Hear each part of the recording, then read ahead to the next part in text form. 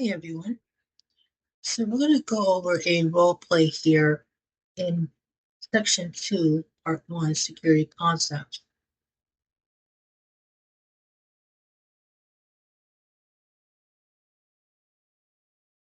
Role play 1, SOC Briefing, Senior Analyst Mentors Junior on security concepts. Now, I previously played with this, so this is why you're seeing this. Otherwise, when you first go into it, you'll be seeing that.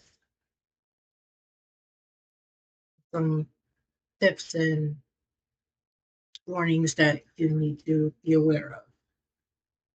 You just close out of that. Here's your scenario. You can expand it. You are a junior SOC analyst in a security operations center for a mid-sized financial company. The organization recently experienced a minor internal security incident involving misconfigured access rights on an internal HR platform. Although no data was compromised, it triggered an internal review of access controls and highlighted gaps in team understanding around foundational security concepts. As part of the follow-up, Maria, a senior SOC analyst, is holding a one-on-one mentoring session with you to walk through the incident using security concepts from the CBROPS curriculum. You were the analyst who initially flagged the issue during log review and is being recognized for sharp observation. The purpose of this interaction is to review the security incident using the CIA triad. Identify the threat actor, threat vector, vulnerability, and exploit in the scenario. Discuss what access control model was in use and whether it's appropriate. Reinforce principles like least privilege, need to know, and defense in depth.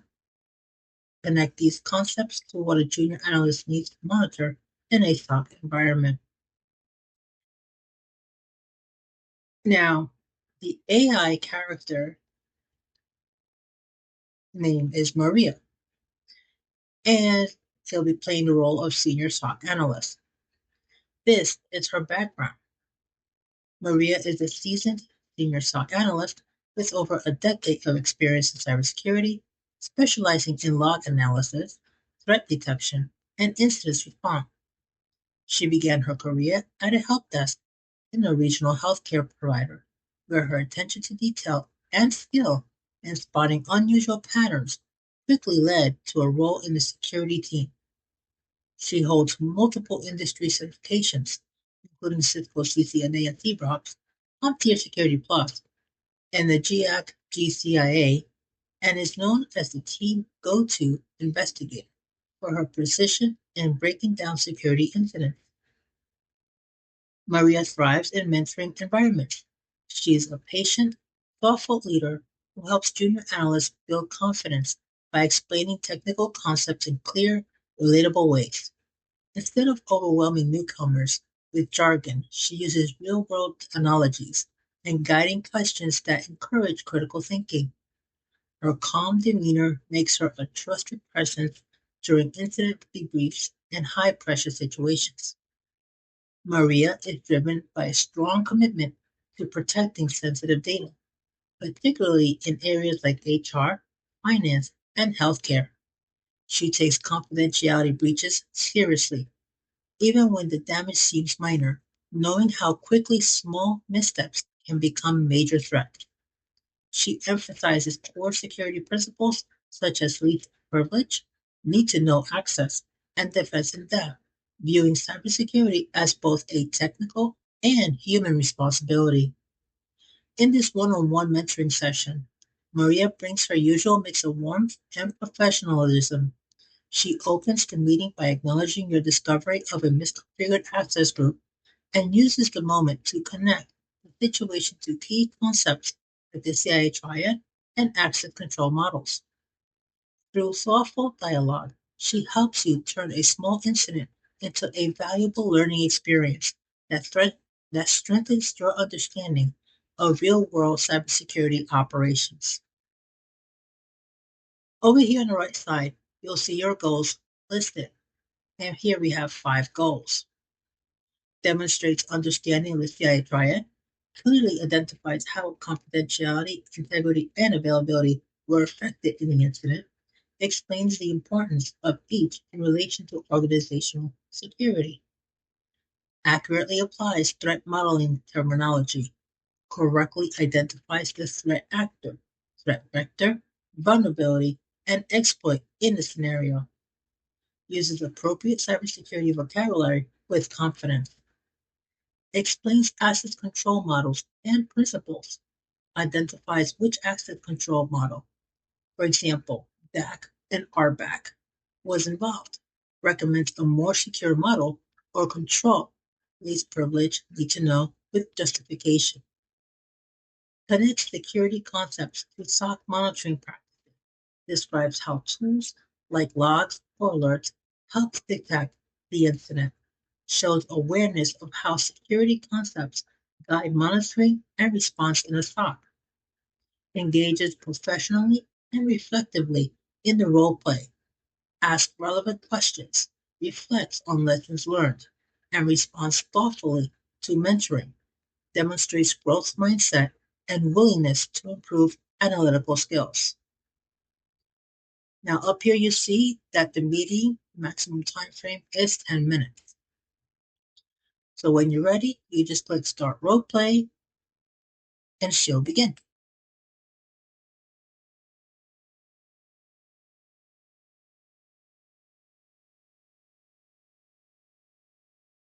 Hi, I'm glad you could join me.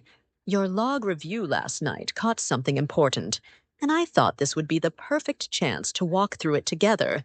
Let's take a closer look at what happened, and along the way, I'll show you how core security concepts like the CIA triad and access controls come into play. Sound good? Absolutely, Maria. I'm eager to understand how it all fits together. Great to hear that. So let's start with the CIA triad: confidentiality, integrity, and availability. Can you tell me which part of the triad you think this incident might have most directly impacted, based on what we know about the misconfigured access rights?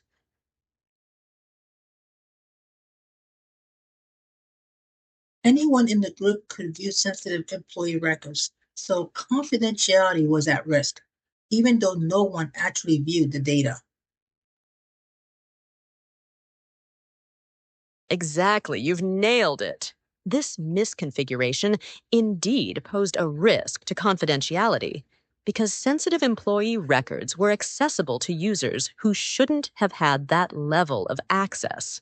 Even if the data wasn't actually viewed, the potential for exposure existed, which is what we aim to prevent. Now, do you think this could have also impacted integrity in any way? It could lead to inaccurate HR decisions or payroll errors, so integrity was on the table. That's absolutely right.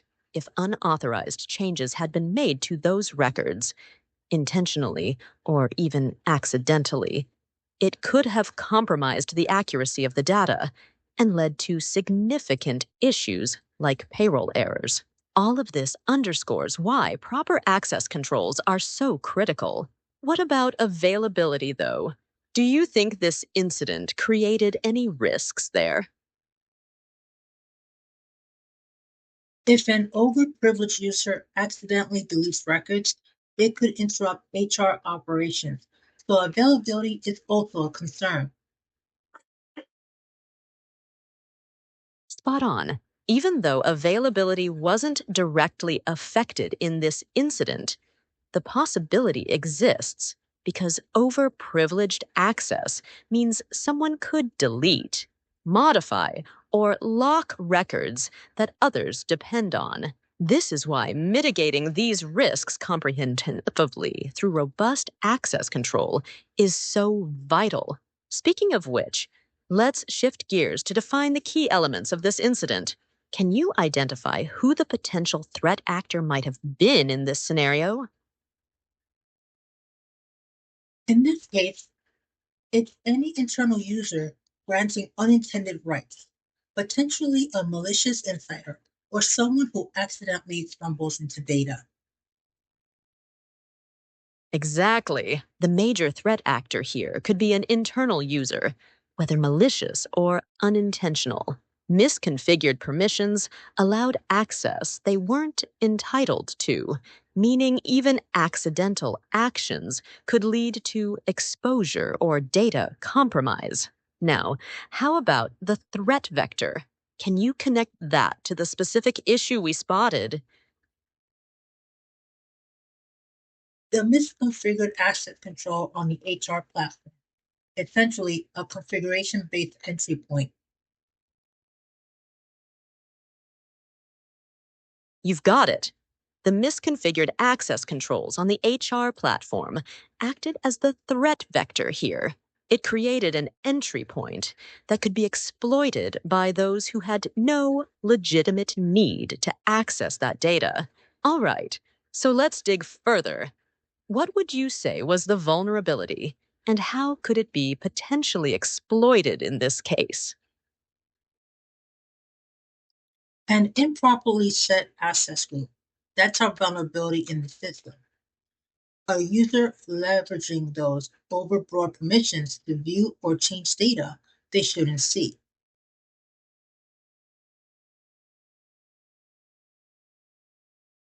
Spot on. The vulnerability here was definitely the improperly configured access rules. And the exploit would have been someone leveraging those unassigned permissions to access, or even alter data they normally wouldn't be able to. All right, to tie this back, what kind of access control model do you think was being used here, and how appropriate do you find it in this context?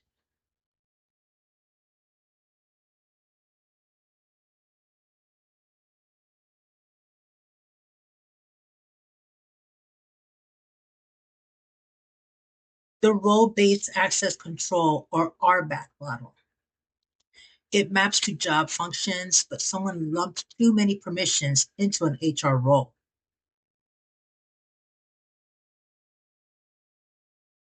Great observation. It does sound like RBAC was in place, but it wasn't implemented correctly, as too many permissions were tied to a single role. This can dilute the effectiveness of least privilege principles. A good next step would be to refine those roles and conduct periodic access reviews. What do you think would improve role assignments to better adhere to least privilege?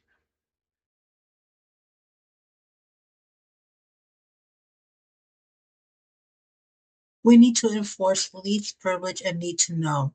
We should trim the HR role to exactly what HR staff require.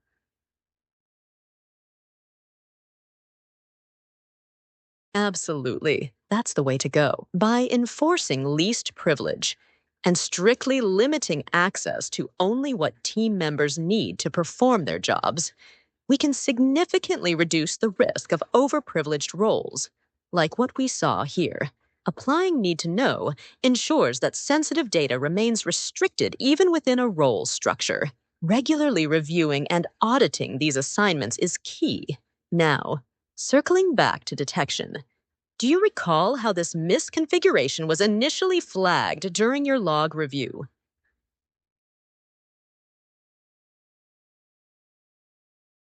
I noticed an alert from the team, HR module logs showing group membership changes outside our ticketing system. Fantastic observation. That's exactly the kind of keen attention to detail that makes a big difference. Spotting those group membership changes outside the usual process points to a misstep or a potential security weakness. Alerts like these are gold for catching problems early. So, thinking ahead, what additional monitoring or alerting do you think could help catch such misconfigurations even sooner?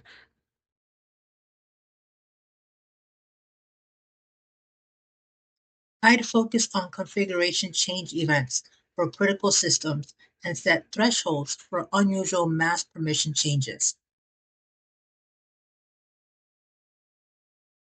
That's a brilliant approach. Monitoring for config change events and flagging unusual patterns like mass permission changes across critical systems can really tighten our defenses. Pairing that with regular audits of access logs ensures potential issues are spotted faster. You're really showing a solid understanding of these concepts.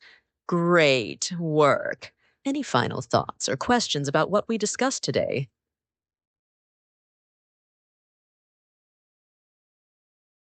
Even simple misconfigurations can impact all three pillars of security. I'll always check roles, monitor configuration changes, and apply least privilege. That's a fantastic takeaway. You've got a sharp grasp on how these foundational principles translate into real world security, always keeping an eye on roles, config changes, and applying least privilege will pay off immensely. Great job today. If you have questions down the line or spot anything unusual, don't hesitate to reach out. You're definitely on the right track. Keep it up. Thank you. Greatly appreciate it. You're very welcome. I'm really glad we had this chat. Keep up the great work. You're doing amazing things already. Let's catch up again soon. I look forward to our next meeting. Same here. Take care and keep up the great work. See you next time. And that's how you end the role play. And it'll confirm that you want to end it. You click End Role Play. And then it's going to take you to this screen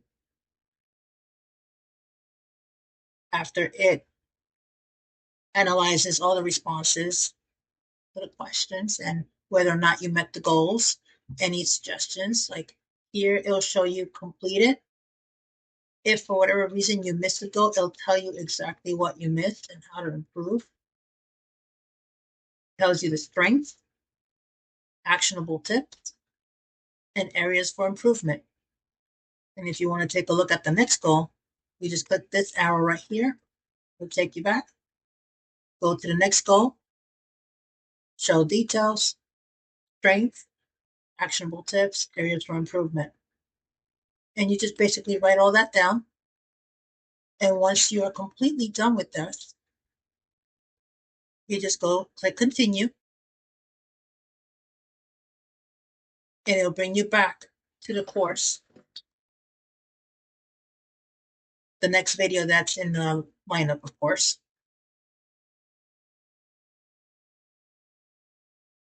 Which would be the next module. But this is where the role play is. This is the next role play. So at the end of every module, there's a role play. Then if you scroll all the way down, course wrap up, you'll see that there's a comprehensive role play. And you can redo these role plays over and over again, answer differently so you can see the kind of response you get. And you can always refer back to the videos, your external resources, your downloadable resources, your favorite web search engine to look up items that you didn't recognize or are not totally clear on. Okay? But there you have it, the AI Roleplay for this course. If you have any questions, feel free to leave questions and comments and suggestions in the comments down below. If you're a current student in the course, feel free to leave that in the Q&A section tab of the course. Well, that is it for today. Thank you for joining me, and I hope you have an amazing day.